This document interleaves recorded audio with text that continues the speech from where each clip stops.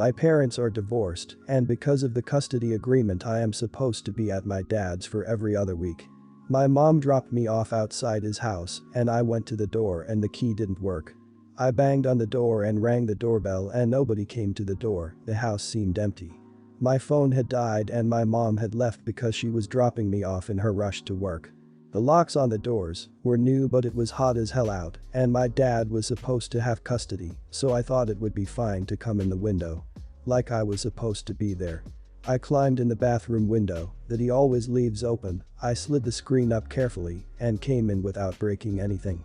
This is my childhood home, I've climbed in that window plenty of times, hell when I was little and playing outside I'd come through the window as a fun shortcut to use the bathroom.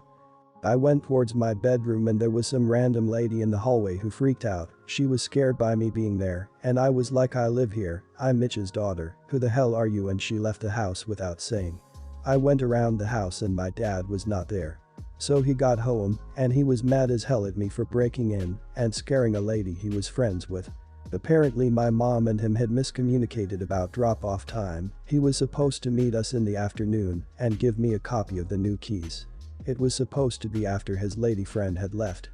And I was like, okay, so it was your mistake and my mom's mistake, why are you mad at me for coming in, rather than sitting out in 95-degree heat for who knows how long.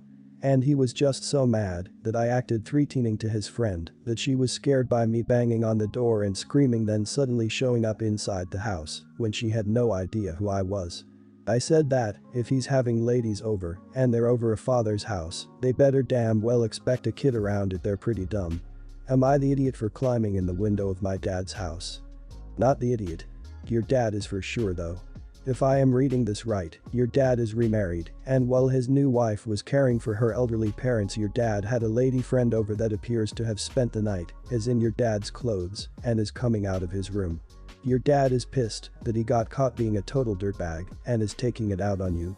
Maybe people have not seen the edit, but if so, a lot of y'all are just gliding over the fact that dad is remarried and this was his side piece. Not the idiot. You're right, this is on your dad and your mom. 95-degree heat is miserable. Why didn't he tell his lady friend to expect you? This was really irresponsible on his part, and it sounds like partially your mom's as well, due to miscommunication. I also don't know why his lady friend would have been scared crapless by his daughter, who must be a teenager at best. I feel like she overreacted, but I'm not gonna fault her for anything since it's your dad's fault she had no clue about you. Not the idiot. Your dad is a major idiot for not putting his daughter's needs, who would make a kid sit out in the heat by themselves, above literally anything or anyone else. And yes, he clearly was trying to keep you and his lady friend from knowing about each other, but that's entirely his fault because that's a dumb thing to do. I understand not telling you about her, but the lady friend is an adult and he should have mentioned he has a daughter, especially if he was expecting the daughter to show up on the same day, no matter the time. She and her boyfriend are really loud. If this was during a reasonable hour then I'd be better with it, but this is literally midnight to 3 AM, not for all 3 hours, but starts any time in this window. This keeps me awake when I have to work morning shifts and get to work for 5 AM most days, so I really need to be able to sleep through the night, which she knows, and even with earplugs they still manage to wake me. I tried wearing earplugs, then headphones, neither worked, so I've asked them to keep it down more than once. Last night they were being exceptionally loud, and when I asked them to keep it down, she insisted that I couldn't hear anything. I took out my phone and Bluetooth speaker, put the speaker in a bookshelf that is up against our shared wall, and played whatever songs I could think of to ruin the mood. The songs included, but were not limited to, I Just Made Love and Finest Girl by Lonely Island. Bananaphone. We Should Definitely Not Make Love Right Now from Crazy Ex-Girlfriend. Always Look on the Bright Side of Life. And a few others. About half an hour went by, and she leaves her room and pounds on my door telling me to keep it down. The walls are paper thin, so she can hear the music the same way I can hear the moaning. Today at breakfast she said we'll keep it down from now on, you don't have to be such an idiot about it. I thought we'd be able to laugh it off because they were jokey songs that I picked, clearly for a laugh, and I figured she'd see the funny side, but then she said the thing about me not having to be an idiot about it, and now I feel like an idiot. Am I the idiot? I was at my best mate's, and her sister would always have very loud lovemaking whenever my mate had people over. We always banged on the wall, talked to them etc. The last time it happened I walked in and sat on her desk chair. She started to yell get out, what are you doing etc. Once she stopped I said, seeing as you make sure we can always hear I thought I'd come watch. It's obvious that you want an audience. When they didn't start up again I said good night then. Not the idiot. But you need to sit down and decide about apartment quiet hours. If your roomie's sleep cycle is different, then you both need to be clear when loud noise, from noisy lovemaking to loud TV to music, isn't okay. I'm something of a night owl, but if I have guests, I turn everything down at 11 p.m. and watch TV in the living room, not the adjacent bedroom. It's about making living together a positive experience because both parties are able to be considerate. No reason your roomie can't make love without being so loud that you can hear it. Not the idiot, and the songs you played are less annoying than the ones I would have chosen. I'd probably pick Every Breath You Take by Police, the Baby Shark song, or religious music. I don't think she has a right to be upset because you ask her nicely to keep it down, so she chose to ignore that, so she gets to suffer the consequences. If she's the kind of person who likes to have loud lovemaking, no judgment here, but when you're in a shared space you don't get to act like it's your own private living space and everything goes. My sister has a largish Instagram following, like 10k followers, and her Instagram mostly talks about veganism, cruelty-free recipes, fashion, stuff like that. I have a little fashion page, it is something I do for fun. We both live with our grandmother. She's 22, I'm 19. My grandmother collects clothes. We have been going through her collection for a couple of hours a day and finding some really cool vintage stuff from the 50s to 80s. Everything is in pristine condition. My sister and I have both asked to have a lot of stuff. My sister is smaller than me so had an easier time fitting into all of the cool bohemian stuff from the late 1960s. Grandma was in her mid-20s, a lot of the things in my size were 80s jumpsuits, not my thing. I found several pairs of very cool shoes. The most iconic of them all being a pair of white patent leather go-go boots with beautiful beading down the side and some suede thigh highs with a little fringe. I found them first. I knew I could make a killing online selling them, so I rushed to ask my grandmother if I could have them. She initially said yes, but when my sister saw them, she begged to try them on. Of course, they fit her. They didn't fit me. She begged my grandmother to let her have them, and she said that she would think about it. My sister asked me what I was going to do with them, and I told her that I was going to sell them. I could get between $800 to $1,000 for them.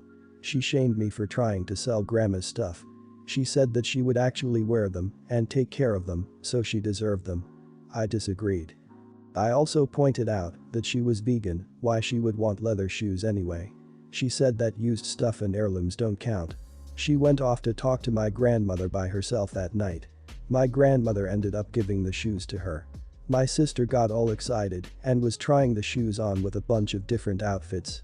I asked her if I could take a picture of some of the outfits, she let me. I posted them to my Instagram, tagged her in the pictures, and mentioned everything she was wearing, including the leather boots. My post happened to get a lot of engagement from her followers, and a lot of them were mad. She ended up losing like 300 followers, and it became kind of a scandal. She got mad at me and caused me of trying to sabotage her for captioning the picture the way I did and being jealous that she got the shoes. She told me to take the picture down. I did. She said that I could cost her or lose sponsors and money. I pointed out the money she cost me by swallowing up for those shoes that I found first. She hasn't lost any more followers and has been doing damage control, but she's still angry at me.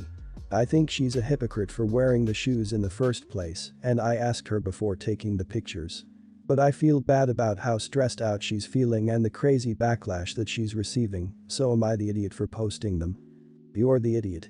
Hang on, you tried to sell family heirlooms that your sister wanted to keep, and when you didn't get your way you decided to hatch a plan to ruin her name and get her bullied and harassed online, even though she's technically right and wearing and keeping the boots isn't contributing to the animal product industry because they're vintage hand-me-downs from a family member. Yeah, you're a massive idiot. But the sister like you, who needs enemies? You just pulled a move like some sociopathic meme girl character in a movie. You're the idiot if you didn't ask her to post them first. That's pretty unethical, especially if you know she curates a social media presence. It's also not your place to judge her decisions as a vegan, and you gave her the impression of celebrating her fashion by taking photos and posting them. Sounds vengeful to me if you really did think she was a hypocrite and decided to post them anyway, especially without her consent. If you did ask her and she got mad at you only after losing that many followers, I'd say everyone's the idiot here. You're the idiot. Why on earth would it matter if your sister was somewhat hypocritical? Your grandmother's leather boots are from cows that are extremely dead at this point. I rather doubt the leather donor's great-grandcalves are still alive at this point. Why should you get to sell part of your grandmother's collection? Your grandmother was clearly hoping to pass her passion through the family rather than to some jag-off on eBay. I, 42, moved in with my lovely girlfriend, 28, a few months ago, before this craziness started, and we'd been dating for a year before that. She's an excellent cook and really funny, so life with her has been great, but since this incident she's been snappy at me and lost some of her perkiness and good humor. She always liked to mix fancy drinks in big mason jars to drink around the house. Now mind you, I've actually been a bartender before, her drinks are not fancy. They're not even drinks. She usually just squeezes a lemon and puts some ice on her water, or she makes green tea and cools it in the fridge with mint or whatever. And the jars usually come from some grocery or the other. She saves jars from bulk peanut butter, bean jars, whatever has a big glass jar she's going to end up saving it to drink from it. Before moving in I'd asked about the jars because I thought it really strange. I mean, she owns normal glasses. Her justification was that the jars are bigger and therefore she doesn't forget to drink water throughout the day.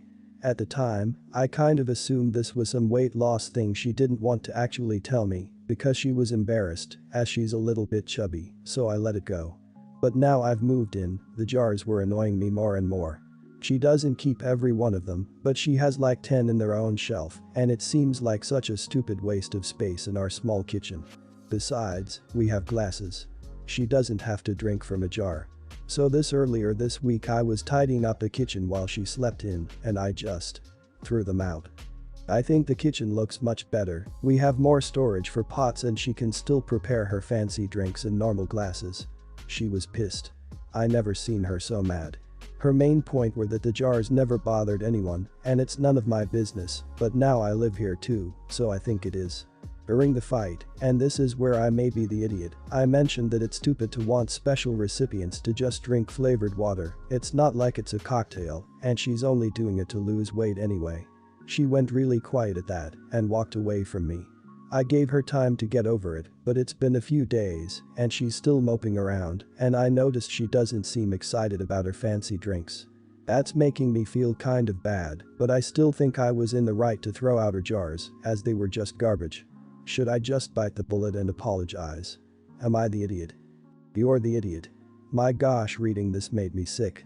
You sarcastically and condescendingly talk about something she enjoyed as if it was stupid. Who cares if her fancy drinks, or as you said, fancy drinks, with the quotes exemplifying your sarcasm and belief that your definition of a fancy drink is more correct than hers, are just water and lemon. Why on earth do you care and are so high and mighty to judge? You call her chubby to an internet forum. You throw things away without asking. You're controlling, judgmental, and mean. You're the idiot. You shouldn't have just thrown away her belongings while she was sleeping. That's crappy. You could have discussed maybe getting rid of some, explained the lack of space, etc. Who are you to say what drink she seems fancy? However, what you could do is go online and buy a big all mason jar. Then buy like a monogram vinyl sticker or something else she likes and customize a jar for her. It can be her fancy drink jar and a good way to apologize. I'm quite shocked how you could possibly not think you are the idiot here. You know it was something she did and liked to do to drink water, she explained herself clearly and was more than willing to let you know that she wasn't just keeping random stuff for the hell of it. Instead, you move in and as soon as you got the chance you tossed them. Then you started to gaslight her about how this is for weight loss instead of a person who just likes water. Pal, I feel like this is a death knell for your relationship. Bite a huge bullet and apologize and hope she doesn't toss you out. Last year I applied for an internal position at my company 3 times and was rejected each time for more qualified external applicants. When I asked what qualified them more than me, I was told experience. Throughout the process I was working hard to do extracurricular things within the company so I would have new standout things to talk about the next time I interviewed. The last time I interviewed, my numbers were all above goal and I thought I had it in the bag. At the start of the interview I was told by the hiring manager that this interview would just be a formality as they have already spoken to a very qualified candidate with over 10 years exp, but they wanted to talk to me anyway so I could use this as a learning experience or practice interview. I was very disappointed since I had worked very hard to improve myself and was not good enough for them even after 3 attempts. I decided I was going to stop wasting my time with this and not apply anymore. The position is now open again and I was approached via Zoom by my boss and one of the bosses over the new position. They said they wanted me to know it was open and wanted me to know I could go ahead and put in my application. I know that when you get tapped on the shoulder like this by management, it means you are probably a top contender for the position. The thing is, I don't think I want it. For a few reasons. 1. A friend of mine in that department told me that no one else has applied. So I feel like they are only approaching me because there is no one else. 2. I'm starting to grow wary of the apparent high turnover of that position. Everyone that gets it leaves. 3. This is terrible, but I'm still a bit bitter about my last interview, which I feel like being just a formality was a waste of my time. I told them I would need some time to think about it and they seemed shocked, also somewhat disappointed to be honest. I think I might be the idiot because they approached me with a job opening they know I was interested in and I have basically turned up my nose at it. I asked if they could give me until next Friday to think about it, but I really already know I don't want it. They said they would but seemed annoyed. So, am I the idiot? Not the idiot. Yes, they tapped you up for a job they know you are interested in, but they also rejected you for that job 3 times. Generally, when someone goes for an internal position a few times unsuccessfully, they start looking elsewhere. It often seems easier to progress by hopping through companies. And long gone are the days where people stick in a company for decades progressing up through the ranks. You need to ask yourself, are you really happy there? Have you looked around? Not the idiot. Trust your instincts. If this job has gone through 3 or more people in the span of a year, that is a huge red flag. If no one is applying, red flag number 2, you were told you didn't have enough experience a year ago, but now you suddenly do when no one is applying, number 3 and strike. Your instincts are dead on, don't be a patsy for this company or give them the ability to say this is why we didn't hire you the last few times and then fire you for it or you become so overwhelmed you leave. Not the idiot. It sounds like they have a hard time keeping this position filled and, since no one else has applied, consider the possibility that no one has applied because it might be known this particular job at this particular company is not a good one to have. They've already rejected you 3 times and now it seems they're only asking you because they're settling on you, not because they really want you in the position. Don't feel bad about saying no and don't feel bad about looking for another job.